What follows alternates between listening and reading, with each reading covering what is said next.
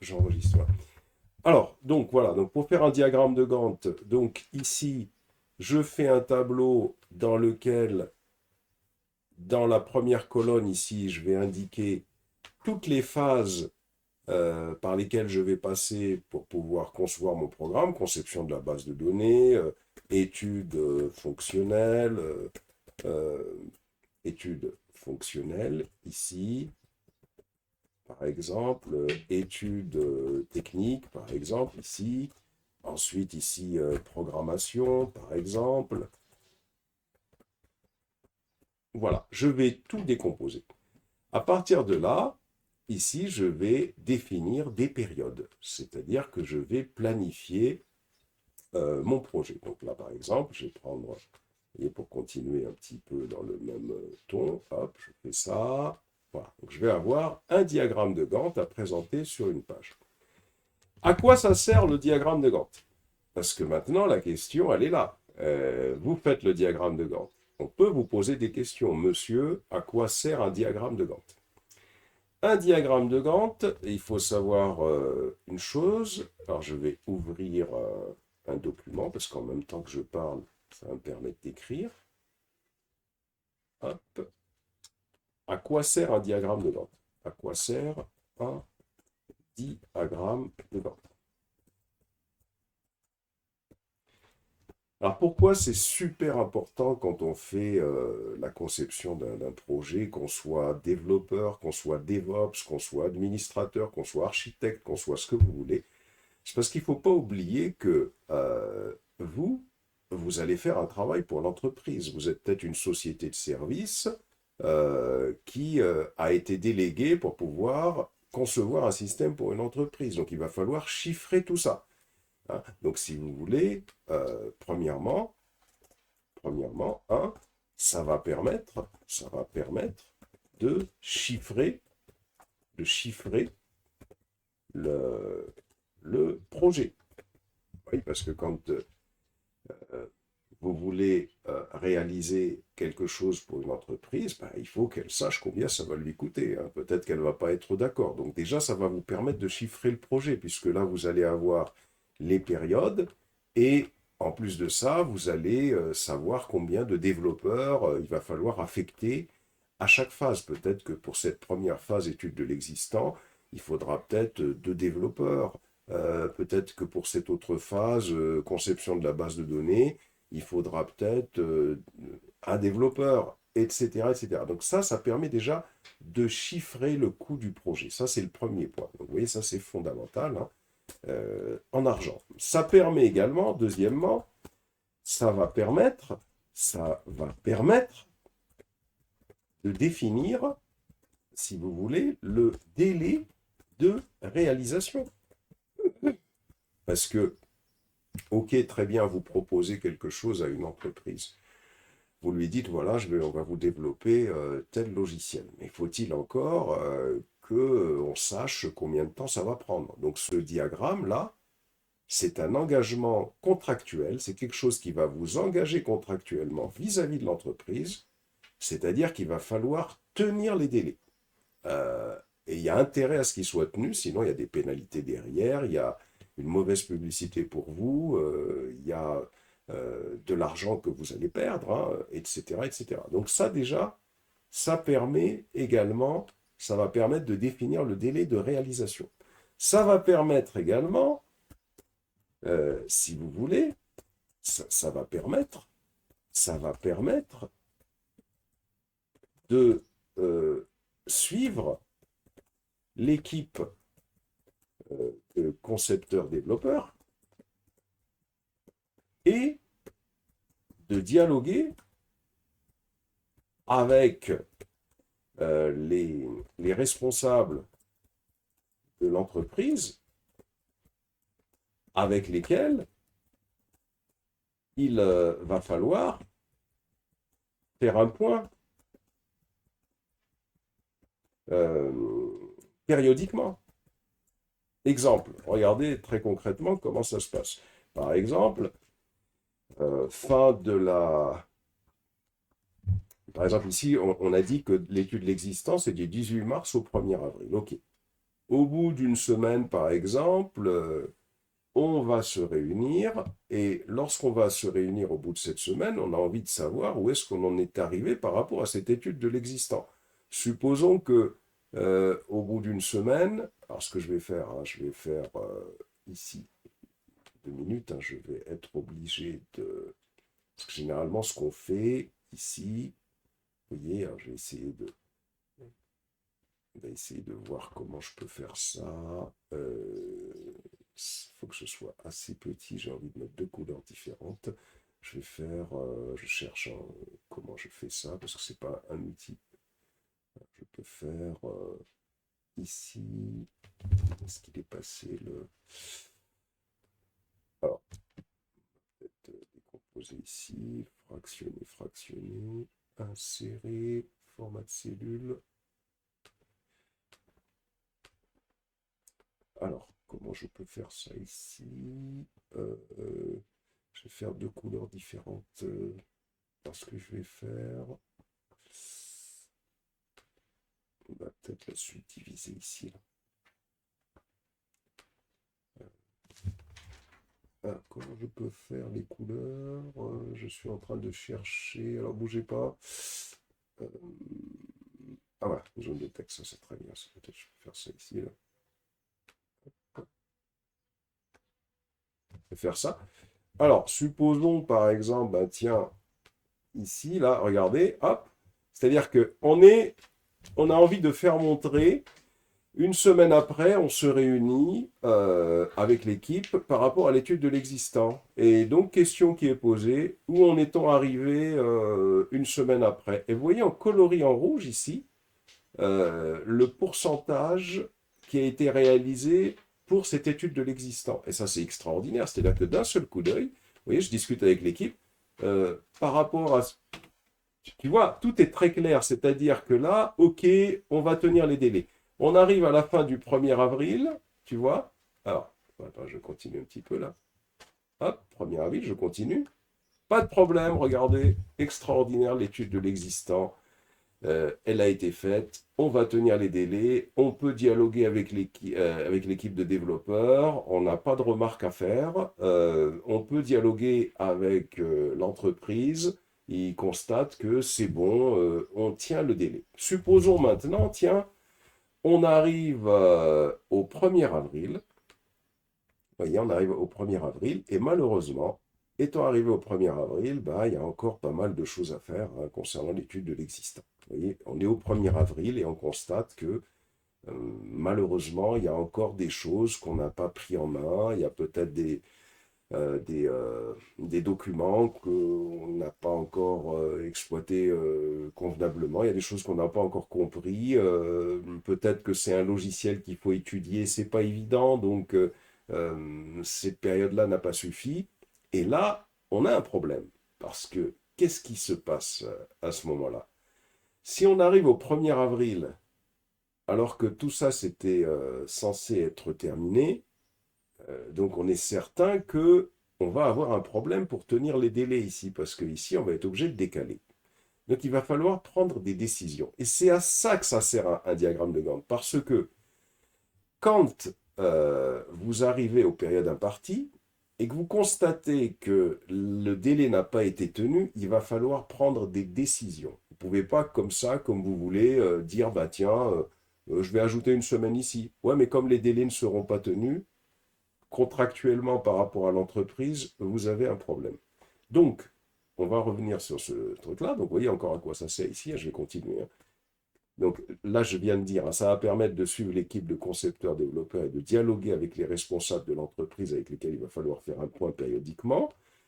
Quatrièmement, on colorie avec une couleur, si vous voulez, les éléments qui auront été, qui auront été achevés.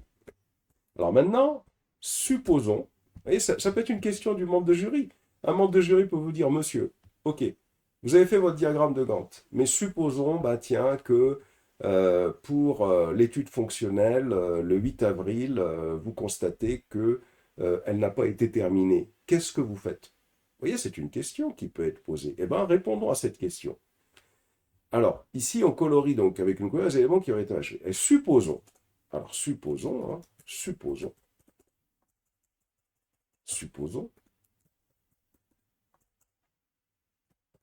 qu'à une période, par exemple, qu'à un moment donné, qu'à un,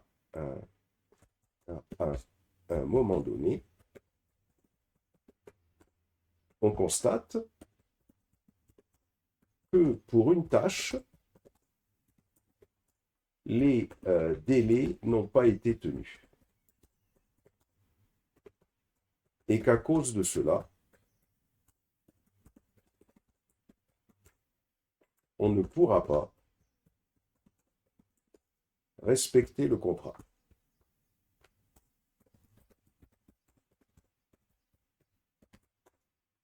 Que faire? Ça, c'est une question possible, parce que vous êtes concepteur-développeur, c'est pas que du développement, il faut savoir faire de la gestion de projet, il faut savoir, si vous voulez, de manière professionnelle, hein, on rigole plus hein, quand on est dans une entreprise, de manière, il y a de l'argent, l'entreprise elle attend son produit, et là, à ce moment-là, qu'est-ce qu'on fait? Vous voyez? Et donc là, au niveau des réponses, si vous voulez, il y a deux choses. Premièrement, il faut bien comprendre une chose, c'est que quand on réalise un diagramme de Gantt, quand vous travaillez dans une entreprise et que vous devez réaliser un diagramme de Gantt, il faut surtout bien comprendre. Alors d'abord, il faut avoir un peu l'expérience, ou alors quand on n'a pas l'expérience, on peut discuter avec des experts. Supposons que vous n'avez pas de l'expérience en entreprise pour réaliser des projets, vous pouvez discuter ou faire des recherches sur Internet pour voir ce que les experts préconisent en termes de délai, étant donné un projet. Je vais écrire tout ça. Hein. Et donc, à partir de là, pourquoi ça c'est important? Parce que dès le départ, il ne faut surtout pas faire un diagramme de Gantt en définissant des périodes trop serrées. Il faut tout le temps se dire, bon, attends, tu sais, pour ce projet, l'étude de l'existant, elle devrait me prendre 15 jours. Mais bon, il peut y avoir un problème qui se pose. Je vais quand même ajouter 3 jours pour être sûr. Vous voyez, dès le départ, avec l'expérience, etc., on essaye de définir des périodes qui ne sont pas trop serrées, qui ne vont pas nous étrangler et qu'on sait qu'on va tenir. Donc ça, c'est l'expérience qui parle, ou alors il faut discuter, avoir l'avis d'autres experts. Alors j'entends tout de suite dans la classe des gens qui vont me dire, ouais, mais attention, on n'est pas tout seul sur le projet. Il y a d'autres entreprises qui vont également essayer de se positionner. Donc si on est trop grand dans les délais, ça pose un problème. Ouais, ça j'ai bien compris. Mais surtout ne pas raisonner comme ça. C'est-à-dire, si vous raisonnez en pensant, ben, tiens, je vais essayer d'être le moins 10 ans et vous vous mettez dans des situations où vous n'allez pas tenir les délais, il vaut mieux pas le prendre le projet. C'est pas la peine parce qu'après, vous allez le discréditer. Donc là, c'est une réflexion à avoir. Donc, premièrement, ici, donc si vous voulez, ici, d'abord, hein, vous voyez votre réponse, hein, d'abord, pour pouvoir définir un, comment dirais-je, donc un diagramme de Gantt qui, euh, un diagramme de Gantt qui sera tenu. Hein. J'ai pris la précaution, vous voyez, je réponds comme si je suis, j'ai pris la précaution, vous voyez, ça fait court également, hein. J'ai pris la précaution de définir des délais pour chaque tâche qui ne sont pas au plus juste, hein. C'est-à-dire en me basant,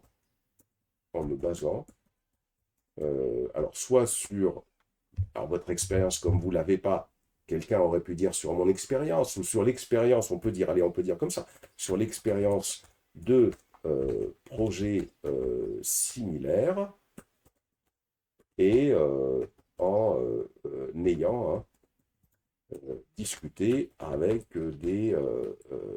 d'autres experts. Donc ça, c'est important, soit discuter, soit en ayant recherché sur Internet.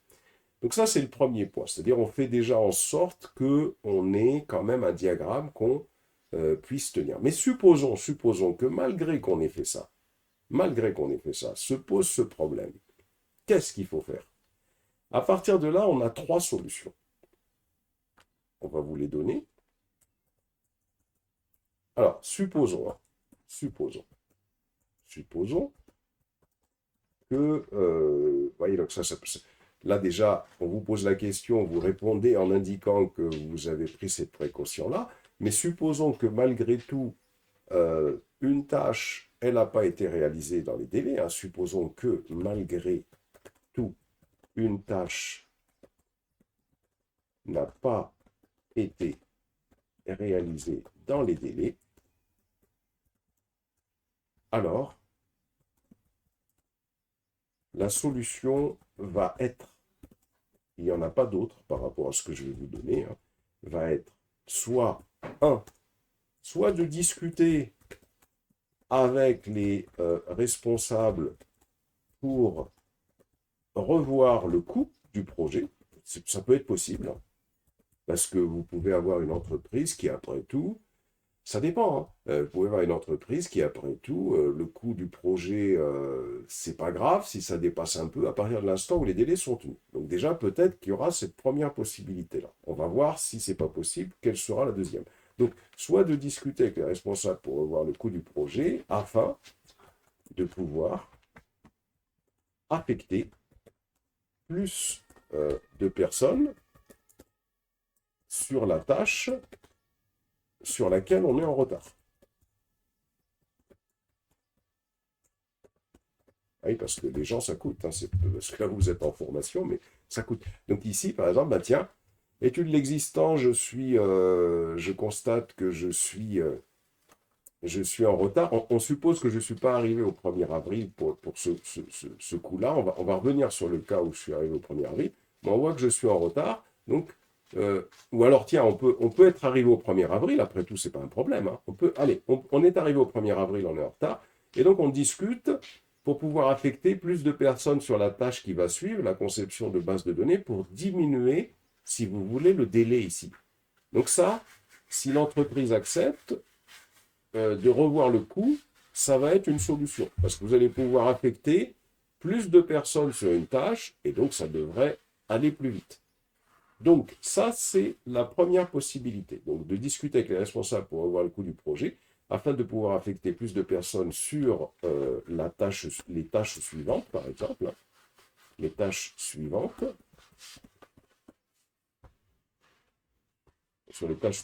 afin de rattraper le retard. Ça, c'est une première possibilité. Mais peut-être que l'entreprise, le retard, hein, mais peut-être que l'entreprise, elle ne veut pas de ça. On va vous dire, attendez, là, on s'était engagé plus tôt, vous étiez engagé avec nous sur un planning, et puis là, tout d'un coup, vous voulez qu'on revoie le coup. Non, ça, c'est pas possible. Donc, deuxième possibilité, on peut peut-être alors discuter avec l'entreprise, avec les responsables, pour revoir le délai, hein, sans changer le coût éventuellement.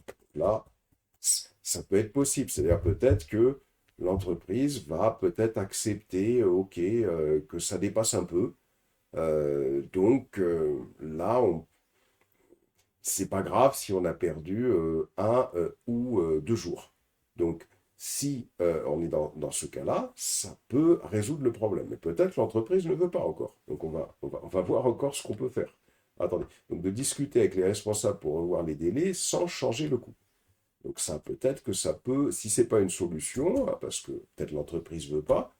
Troisièmement, on peut peut-être discuter avec l'entreprise pour revoir la qualité du logiciel qui va être délivré. C'est-à-dire, on va réaliser le produit, mais peut-être qu'il y a certains aspects liés à la qualité, peut-être à l'ergonomie, peut-être d'autres aspects qui sont peut-être pas très fondamentaux pour l'entreprise, qui fait qu'on pourrait gagner du temps sur les parties conception, études fonctionnelles, études techniques et programmation avec des fonctionnalités en moins, mais avoir quelque chose qui va être fonctionnel. Donc ça, c'est une autre possibilité. Vous voyez, donc on peut le discuter avec l'entreprise,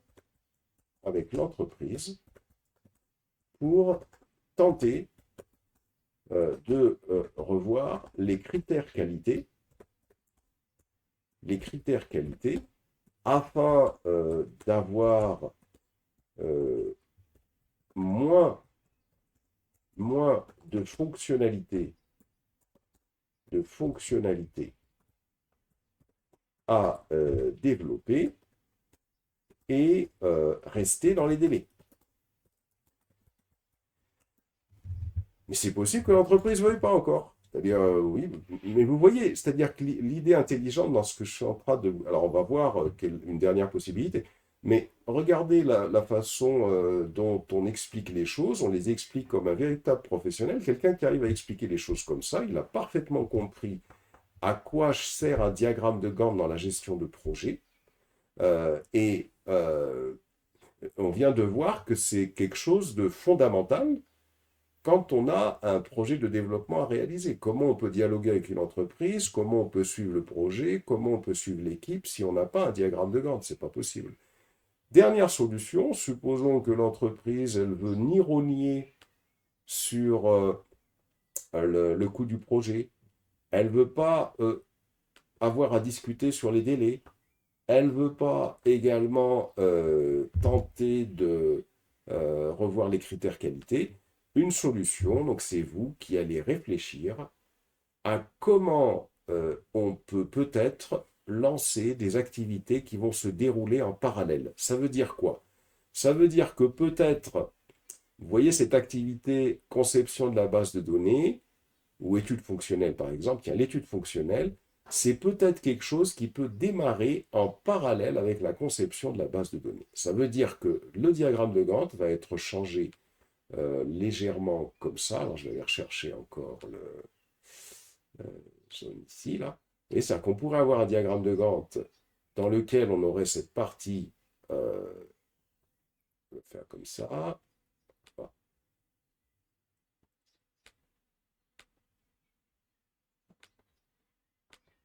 Voilà. Et puis là, ici, ben, ça serait diminué, c'est-à-dire qu'au lieu que ça aille jusqu'au 16 ici, on suppose que on suppose qu'au début, ça allait du 9 avril jusqu'au 15 avril, par exemple. Ben, le fait qu'on se dise, ben, tiens, conception de la base de données, quand j'arriverai à tel moment, je pourrais peut-être démarrer l'étude fonctionnelle en parallèle avec les membres de mon équipe, hein, ou un membre en plus, hein, qui était affecté à autre chose. Et bien là, au lieu d'aller jusqu'au 15 avril, j'irai peut-être jusqu'au 9, je vais diminuer, donc je pourrais commencer jusqu'au 12 avril, par exemple. C'est-à-dire que là, on va chercher, je le fais ici, hein, quatrièmement, une autre solution serait alors de déterminer les tâches qui pourraient s'exécuter, se réaliser en parallèle à d'autres pour tenir les délais.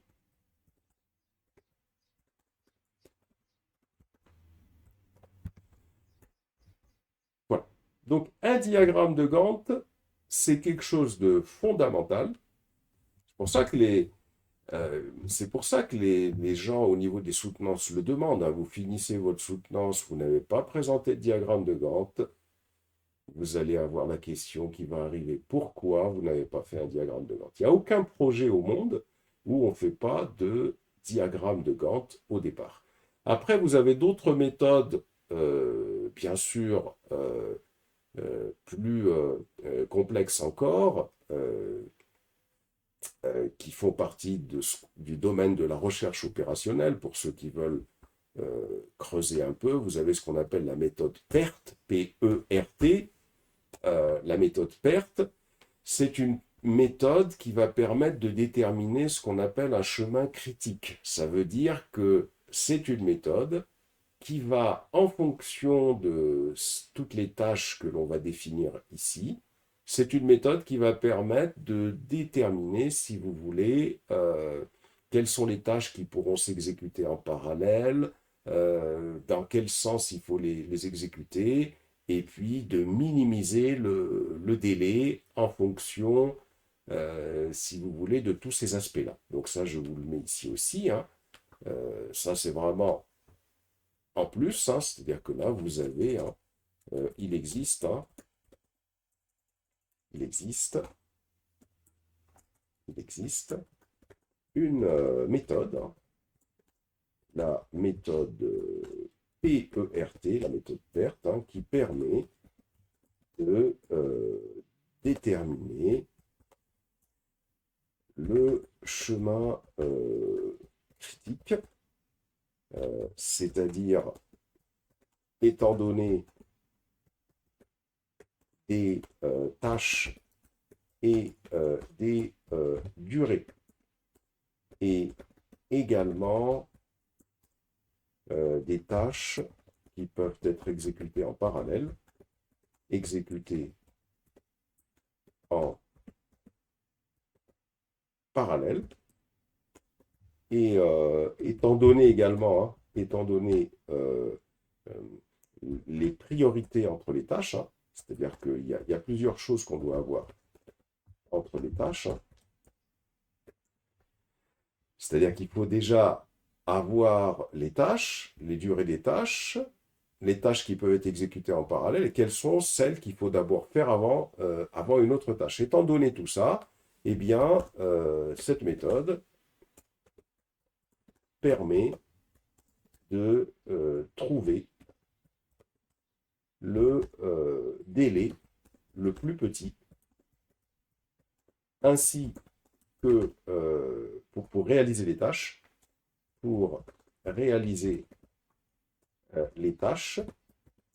ainsi que leur agencement, Le délai et le coût d'ailleurs, hein.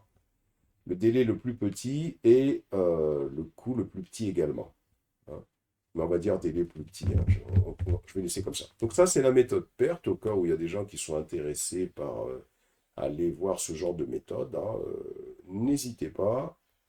Ça, c'est des choses qui font partie du domaine de la recherche opérationnelle. Je vous en dis beaucoup, mais moi, j'aime bien dire les choses. Et vous avez bien sûr des logiciels qui permettent de faire, qui permettent, si vous voulez, de réaliser et le diagramme de Gantt et d'affecter les ressources nécessaires à chaque tâche. Par exemple, ici, vous voyez que ici, la seule chose qu'on voit, on voit étude de l'existant, conception de la base de données, étude fonctionnelle, mais on pourrait rajouter ici peut-être qu'il faut 2 développeurs. Exemple, hein, je pourrais dire qu'il faudrait 2 développeurs. Je peux indiquer quelles sont les ressources également à affecter à chacune de ces tâches. Voilà. Alors là, vous avez un excellent logiciel, hein, qui permet de faire ça. Il y en a beaucoup, hein, mais par exemple, vous avez le logiciel MS Project, hein, qui permet de définir des, comment dirais-je, donc des délais de réalisation de tâches,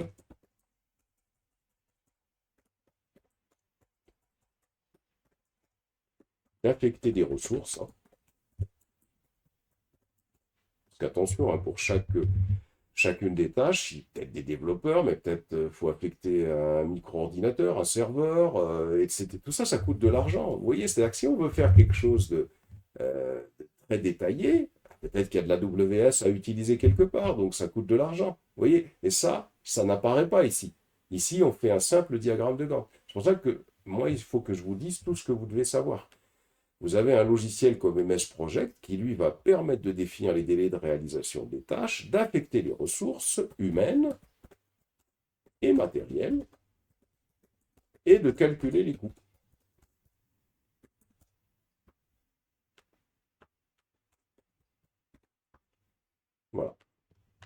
Je vais arrêter l'enregistrement.